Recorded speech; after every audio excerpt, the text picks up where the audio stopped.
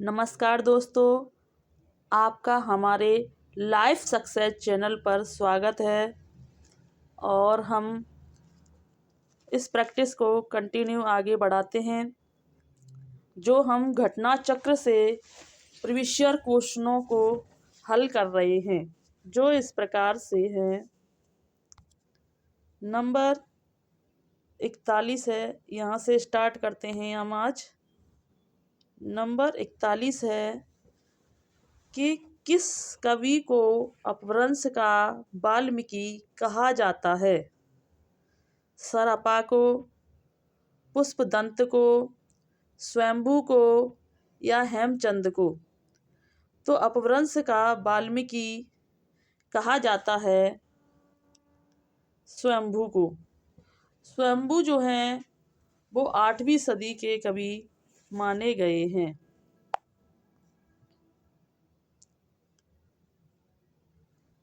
प्रश्न नंबर 42 है कि अपभ्रंश के प्रथम कवि कौन हैं? हेमचंद, रामचंद्र दत्त या स्वयंभू? तो अपभ्रंश के जो प्रथम कवि माने गए हैं वो स्वयंभू माने गए हैं।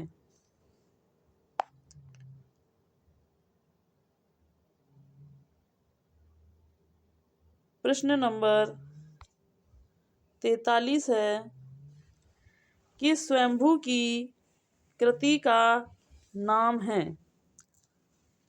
पद्म पुराण, महापुराण, पाहुड़ दोहा या पौम चरयू?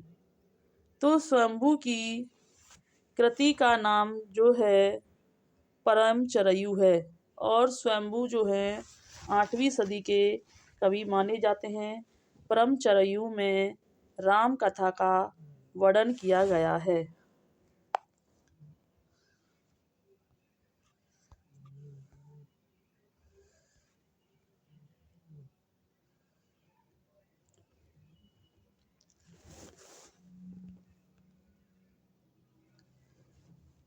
प्रश्न नंबर 44 है कि परम चरयू किसकी रचना है?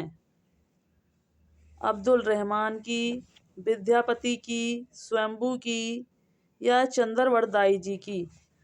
तो परम चरयू स्वयंभू जी की रचना मानी गई है। ये प्रश्न जो है कई परीक्षाओं में रिपीट हुआ है, इसीलिए यह रिपीट हो रहा है।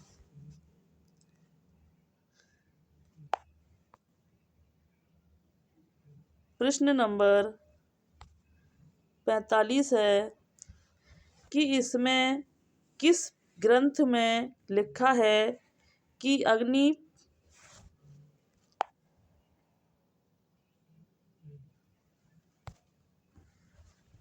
किस ग्रंथ में लिखा है कि अग्नि परीक्षा के बाद सीता जैन धर्म में दीक्षित हो गई थी?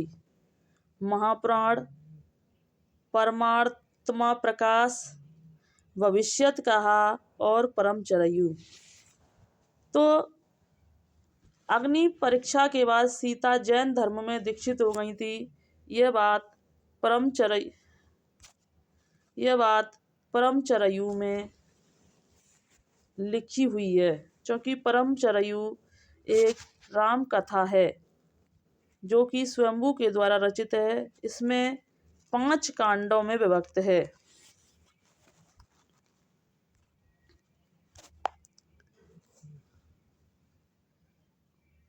प्रश्न नंबर 46 है कि इनमें से कौन सा ग्रंथ लौकिक चरित काव्य माना जाता है? भविष्यत कहा, योगसार, परमार्थ प्रकाश या पाहुड़ दोहा? तो लौकिक चरित काव्य माना जाता है भविष्यत कहा, जो 10वीं सदी के कवि माने गए हैं।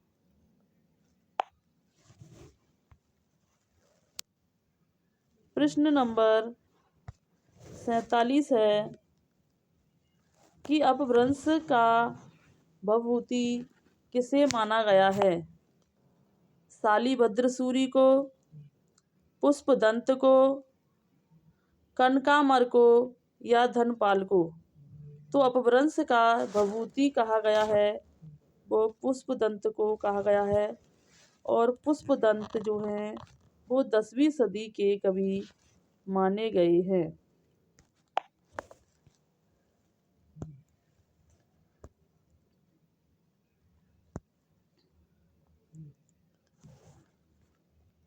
प्रश्न नंबर 48 है कि निम्नलिखित में से कौन सी रचना पुष्पदंत की नहीं है? महापुराण, जयकुमार चरयु, जसहर चरयु या परम चरयु, पाउम चरयु?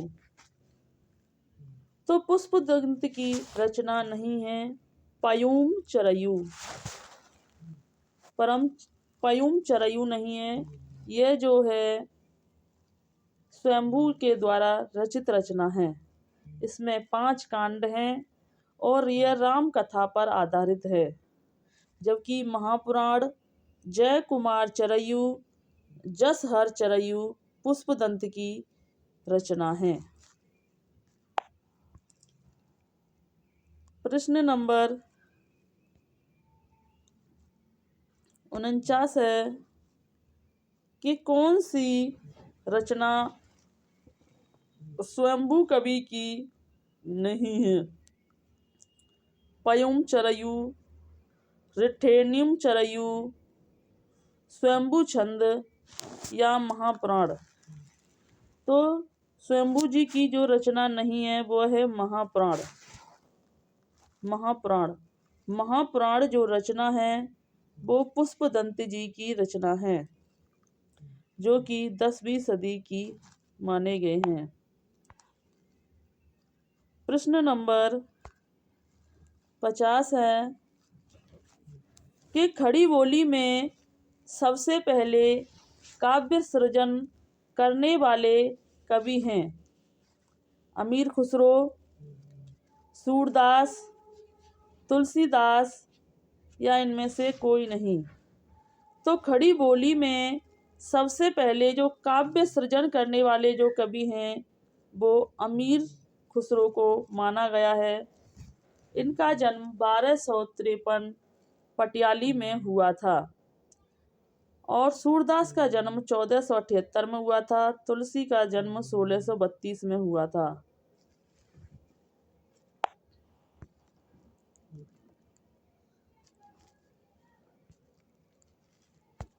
प्रश्न नंबर 51 है खड़ी बोली हिंदी में सर्वप्रथम रचना करने वाले कवि का क्या नाम है? Number A Jayasi, number B Amir Khusro, number C Vidyapati, number D Bharatendu Harishchandra? तो खड़ी बोली हिंदी में जो सर्वप्रथम रचना करने वाले हैं वो अमीर खुसरो जी थे।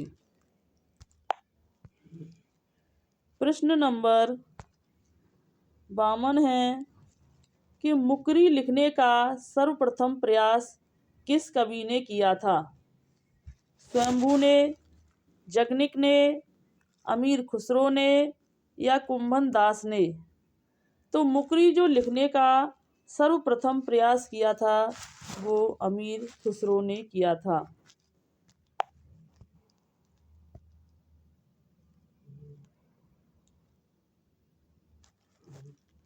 प्रश्न नंबर 53 है कि अमीर खुसरो की पहेलियाँ तथा मुकरियों का क्या उद्देश्य था?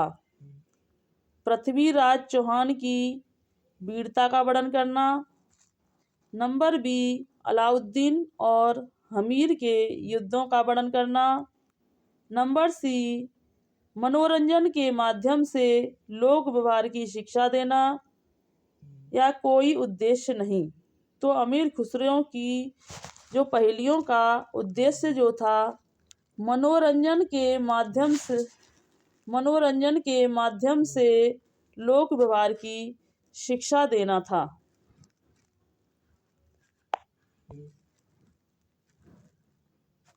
प्रश्न नंबर 54 है कि निम्नांकित श्रृंखलाकृति है। पाहुड़ दोहा, राउल बेल, प्राकृतिक पेंगलम या वड रत्नाकर। तो श्रृंखलित कृति मानी गई है वो है राउल बेल। राहुल बेल जो है रोड़ा कवि की रचना है। पाहुड़ दोहा राम सिंह की रचना है। प्राकृतिक पेंगलम बंशीधर की रचना है और वड रत्नाकर ज्योति ठाकुर की रचना है। प्रश्न नंबर 55 है कि राउल बेल किस तरह की रचना है। राउल बेल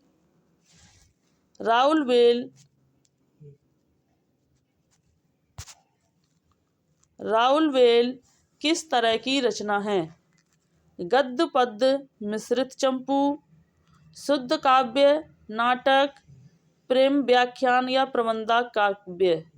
तो राउल बेल जो है वो गद्य पद्य मिश्रित चंपू काव्य है जो रोड़ा कवि के द्वारा रचित है। प्रश्न नंबर 56 है कि निम्नलिखित में से कौन व्याकरण ग्रंथ के रूप में प्रतिष्ठित है। नंबर ए राउल बेल, नंबर बी उक्ति व्यक्ति प्रकरण, नंबर 3 वड रत्नाकर और नंबर 4 कुबेरमाला।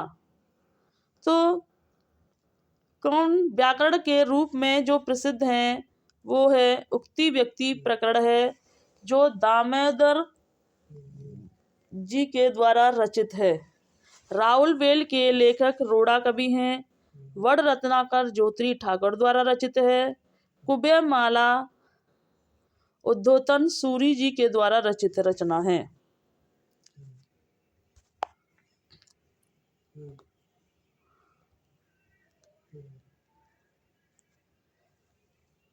प्रश्न नंबर 57 है उक्ति व्यक्ति यह ग्रंथ है महाकाव्य, गद्य काव्य, छंद या व्याकरण। तो उक्ति व्यक्ति एक व्याकरण ग्रंथ है जो कि दामोदर द्वारा रचित है। प्रश्न 58 है कि कौन सी रचना व्याकरण ग्रंथ है। कीर्ति पताका, चर्यापद, उक्ति व्यक्ति प्रकरण या वड रत्नाकर। तो व्याकरण ग्रंथ है उक्ति व्यक्ति प्रकरण। प्रश्न नंबर 59 है कि कौन सी भाषा आदिकाल की है।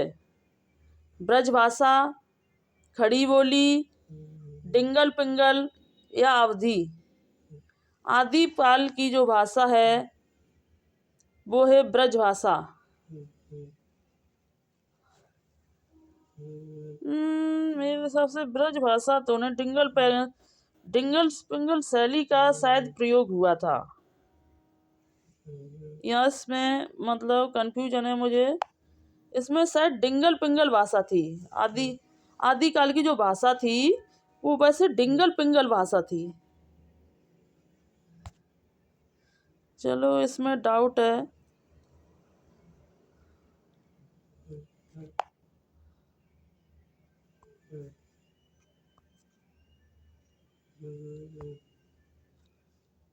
और चेक करके देख लेना। प्रश्न नंबर 60 है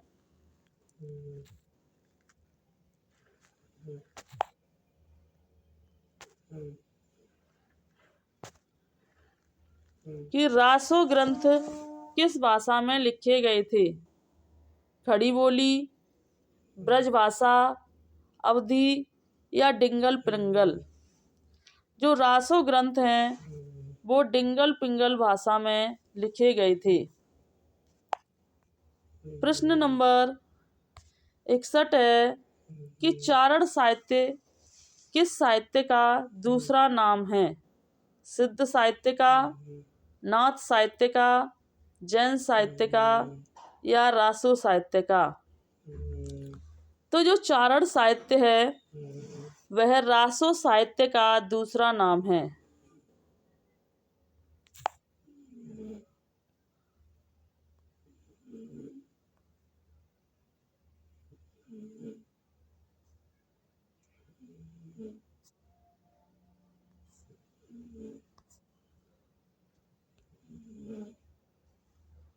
प्रश्न नंबर 62 है कि कौन सी 84 सिद्धों में नहीं है? कौन 84 सिद्धों में नहीं है? विरूपा, कडप्पा, साड़ंधर या कुकुरिपा? तो 84 सिद्धों में नहीं है साड़ंधर। साड़ंधर जो हैं वो 84 सिद्धों में नहीं माने जाते हैं।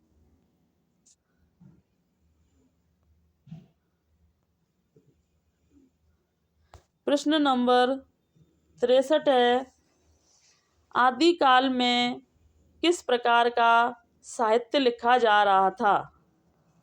जनजीवन से हटकर राजाओं की वीरता का अतिरंजित वर्णन, कृष्ण भक्ति पर आधारित काव्य या निर्गुण की उपासना, उपयुक्त में से किसी प्रकार का नहीं? तो जो आदिकाल में जो साहित्य लिखा जा रहा था वह है जनजीवन से हटकर राजाओं की वीरता का अतिरंजित वर्णन किया जा रहा था आदिकाल में। प्रश्न नंबर 64 है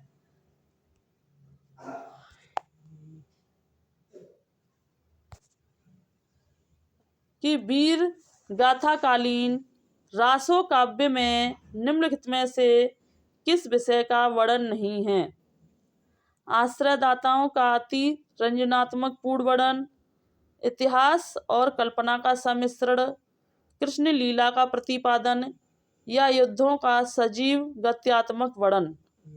तो वीर गाथा कालीन रासो काव्य में किस विषय का वर्णन नहीं है?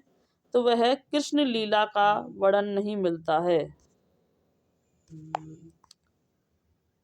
प्रश्न नंबर 65 है कि किस साहित्य के 700 से 1400 के कालखंड को ग्रेसन ने क्या नाम दिया है? संधि काल, प्रारंभिक काल, चारण काल या अपभ्रंश काल? तो हिंदी साहित्य के 700 से 1400 के कालखंड को ग्रेसन ने चारण काल नाम दिया है। प्रश्न नंबर 66 है कि बीसल देव रासो में किस शैली का प्रयोग किया गया है? सिंगारिक, आव्याख्यान, गेय या प्रबंध शैली? तो बीसल देव रासो में गेय शैली का प्रयोग किया गया है।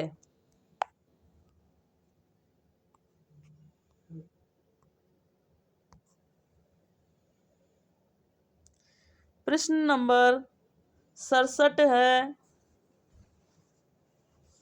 कि बीसल देव रासो के रचयिता हैं चंद्रवरदाई, जगनिक, नरपति नहाल और स्वयंभू।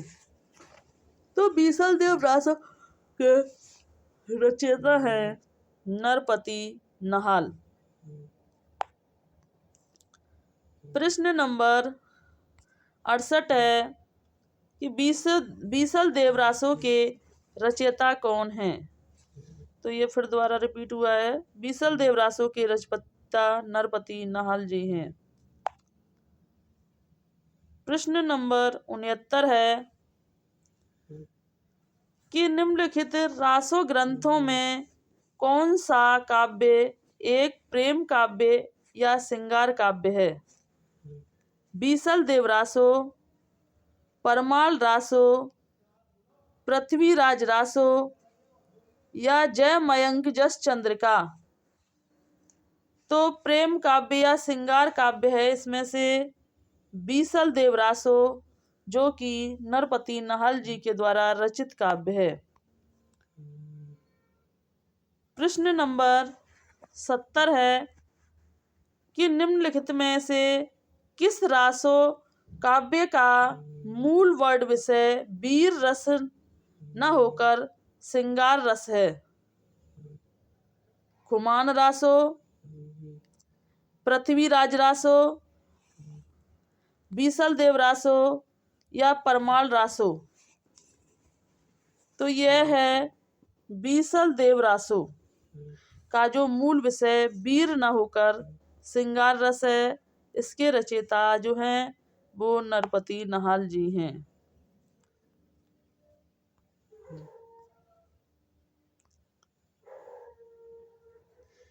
प्रश्न नंबर 71 है राजमती से रूठकर बीसल देव कहाँ गया था?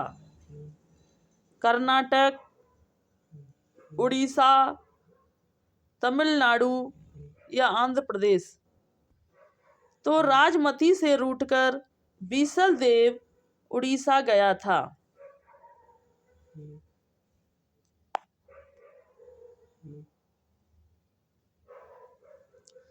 प्रश्न नंबर 72 है कि किस रासो ग्रंथ को आलाखंड के नाम से भी जाना जाता है? चंद्रवरदाई का पृथ्वीराज रासो, नरपति नाहल का बीसल देव रासो, जगनिक का परमाल रासो, दलपति विजय का खुमान रासो। तो आलाखंड के जो नाम से जाना जाता है वो जगनिक का परमाल रासो है।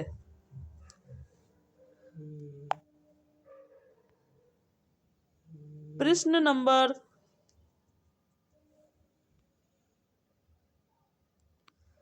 73 है कि उत्तर प्रदेश में आलाखंड के नाम से कौन सा काव्य प्रचलित है? हमीर रासो, परमाल रासो, पृथ्वीराज रासो या खुमान रासो। तो आलाखंड के नाम से जो प्रसिद्ध है वह है परमाल रासो। प्रश्न नंबर 74 है कि आला और उदल के चरित्र का वीर गीतात्मक काव्य के रूप रचने वाले कवि हैं? भट्ट केदार, श्रीधर, जगनिक या चंद्रवरदाई। तो आला उदल के जो चरित्र का वर्णन करने वाले हैं वो हैं जगनिक। प्रश्न नंबर 75 है कि आलाखंड नामक काव्य ग्रंथ का दूसरा नाम है?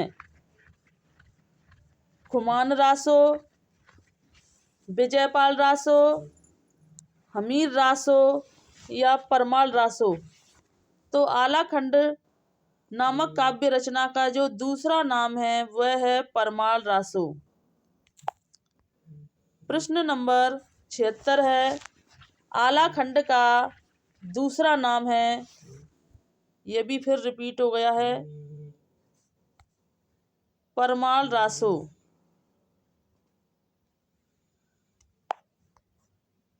प्रश्न नंबर 77 है परमाल रासो काव्य कृति के कवि का नाम है? नल सिंह भट्ट, जगनिक, हेमचंद या साड़ंदर। तो परमाल रासो काव्य कृति के जो कवि का नाम है वह है जगनिक।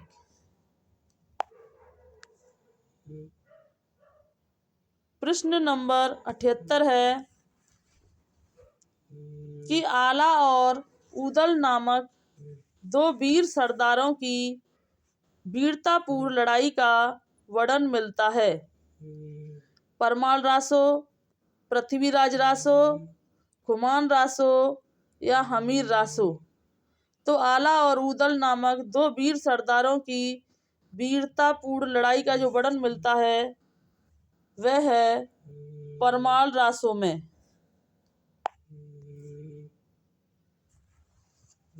प्रश्न नंबर 79 है कि कवि जगनिक की रचना का नाम है। कवि जगनिक की रचना का नाम है खुमान रासो, मृगावती, आलाखंड, पद्मावती। तो कवि जगनिक की जो रचना का नाम है वह है आलाखंड।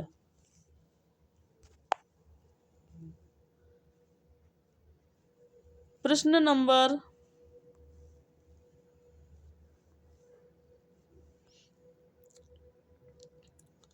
80 है कि परमाल रासों के लेखक हैं चंद्रवरदाई, जगनिक, नरपति नाहल या इनमें से कोई नहीं। तो परमाल रासों के जो लेखक हैं वे हैं जगनिक। प्रश्न नंबर 81 है 12 बरस ले कूकर जिए ओ 13 ले जिए सियार, बरस 18 छत्री जिए आगे जीवन को धिक्कार। किस विद्या की रचना है? यह सोहर है, कजली है, विरह है या आला है? तो यह क्या है? एक आला है जो कि परमाल रासों के द्वारा रचित रचना है।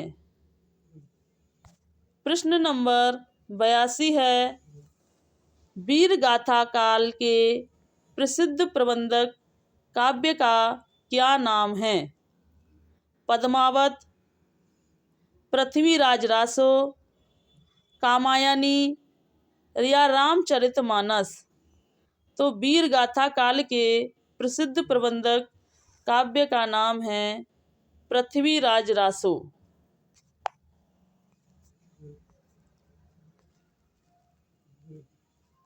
प्रश्न नंबर 83 है कि पृथ्वीराज रासो महाकाव्य के रचयिता हैं हेमचंद, चंद्रवरदाई, परमाल, अमीर खुसरो।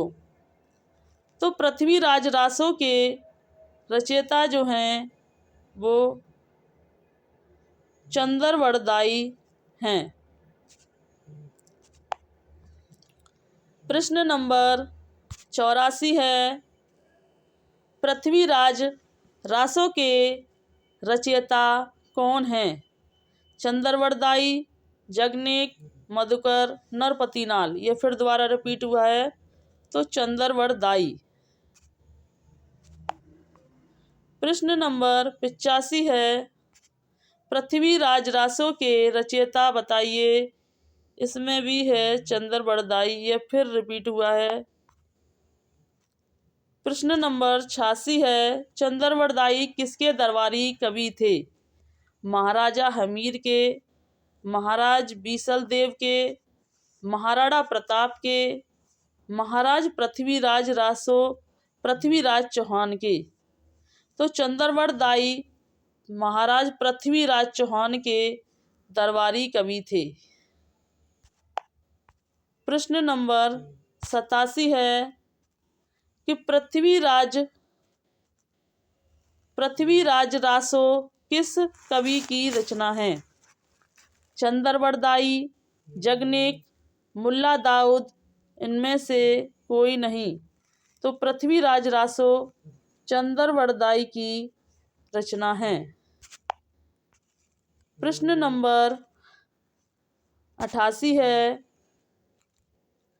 कि हिंदी का प्रथम महाकाव्य किस रचना को माना जाता है? कामायनी, साकेत, रामचरितमानस या पृथ्वीराज रासो को? तो हिंदी का प्रथम महाकाव्य पृथ्वीराज रासो को माना जाता है।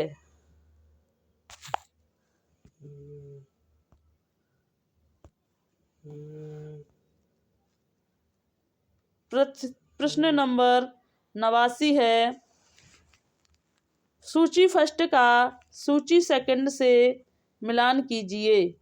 दिए गए कूट से सही उत्तर चुनिए। बीसल देव रासों के हैं।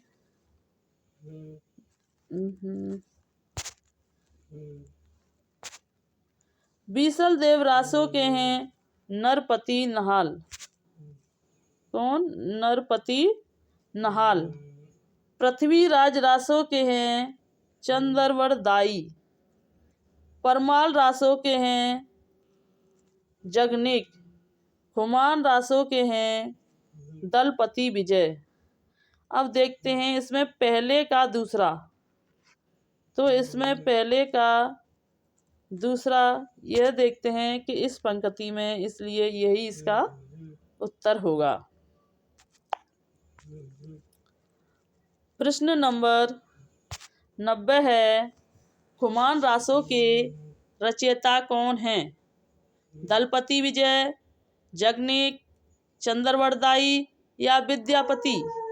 तो हुमायूं रासों के जो रचयिता हैं वे हैं दलपति विजय। प्रश्न नंबर 91 है कि आदिकालीन हिंदी काव्य धारा में उपलब्ध नहीं हैं जैन साहित्य, सिद्ध साहित्य, सिख साहित्य या नाथ साहित्य। तो आदिकालीन हिंदी काव्य धारा में जो उपलब्ध नहीं है वह है सिख साहित्य नहीं है।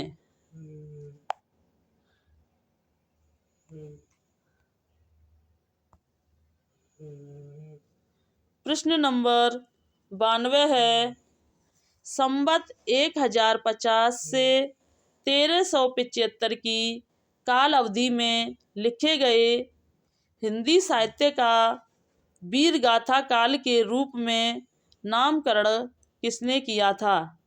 डॉक्टर रामकुमार वर्मा, आचार्य रामचंद्र शुक्ल, हजारी प्रसाद द्विवेदी और डॉक्टर नगेंद्र ने। तो वीर गाथा काल जो नामकरण दिया था वह रामचंद्र शुक्ल ने दिया था। हजारी प्रसाद ने आदिकाल नाम दिया। डॉक्टर रामकुमार वर्मा ने चारण काल नाम दिया। प्रश्न नंबर 93 है कि आचार्य रामचंद्र शुक्ल के अनुसार हिंदी साहित्य के आदिकाल की समय सीमा है विक्रम संवत 1050 से विक्रम संवत 1375 तक। क्या है? विक्रम संवत 1050 से विक्रम संवत 1375 तक है। निम्नलिखित में से कौन वीर गाथा काल की रचना नहीं है? संदेश रासक, जय मयंक जस चंद्रिका, आलाखंड या भक्तमाल? तो वीर गाथा काल की जो रचना नहीं है वह है भक्तमाल। भक्तमाल के रचयिता नावादास हैं जो एक भक्ति काल के कवि हैं। संदेश रासक के हैं अब्दुल रहमान, जय मयंक जस चंद्रिका के हैं मधुकर कवि, आलाखंड के हैं परमाल रासो। प्रश्न नंबर 95 है कि इनमें से कौन सा कवि आदिकाल का नहीं है? चंद्रवड़ दाई, जगनिक, नावादास या दलपति विजय? तो आदिकाल का इसमें कवि नहीं है, नावादास नहीं है, क्योंकि नावादास एक भक्ति काल के कवि हैं।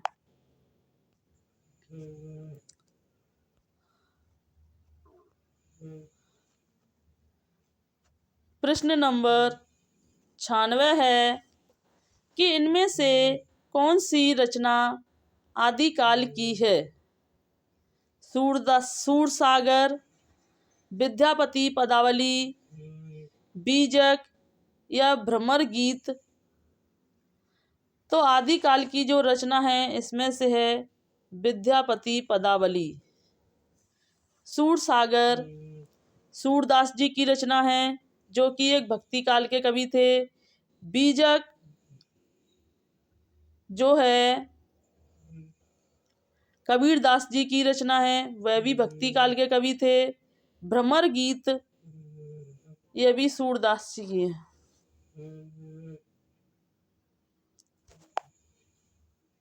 प्रश्न नंबर 97 है कि आदिकालीन साहित्य का प्रमुख रस है शांत रस, हास्य रस, करुण रस या वीर रस। तो आदिकालीन जो साहित्य का प्रमुख रस है वह है वीर रस।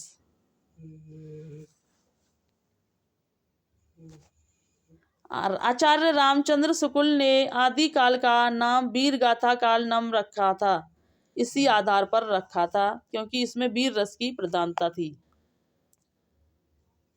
प्रश्न नंबर 98 है कि विद्यापति ने कुल कितने ग्रंथों की रचना की थी? 10, 12, 16 या 14? तो विद्यापति जी ने 14 ग्रंथों की रचना की थी। कितने? 14 ग्रंथों की रचना की थी।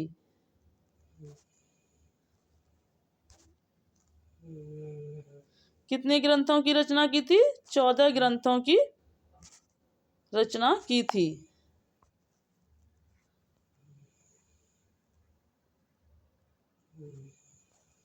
प्रश्न नंबर 99 है विद्यापति के पद किस भाषा में रचित हैं? पहाड़ी, मैथिली, अवधी या पिंगल? तो विद्यापति के पद मैथिली भाषा में रचित हैं। प्रश्न नंबर 100 है कि विद्यापति की कौन सी रचना अभी तक संपादित होकर प्रकाशित नहीं हुई है? कीर्ति पताका, कीर्ति लता, कीर्ति पताका, पदावली, इनमें से कोई नहीं। तो विद्यापति जी की जो कीर्ति पताका रचना है वह प्रकाशित होकर, संपादित होकर अभी तक प्रकाशित नहीं हुई है।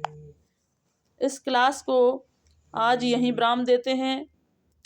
अगर आपको हमारी यह वीडियो अच्छी लगी हो तो इसे लाइक, सब्सक्राइब एंड शेयर करें और हमें कमेंट करके बताएं कि हमारी यह वीडियो कैसी रही, जिससे कि हम इसका अगला भाग भी लेके आएं और इस प्रैक्टिस को कंटिन्यू रखें। और हमारे मनोबल को बढ़ाने के लिए हमारे चैनल को सब्सक्राइब एंड लाइक करें। धन्यवाद।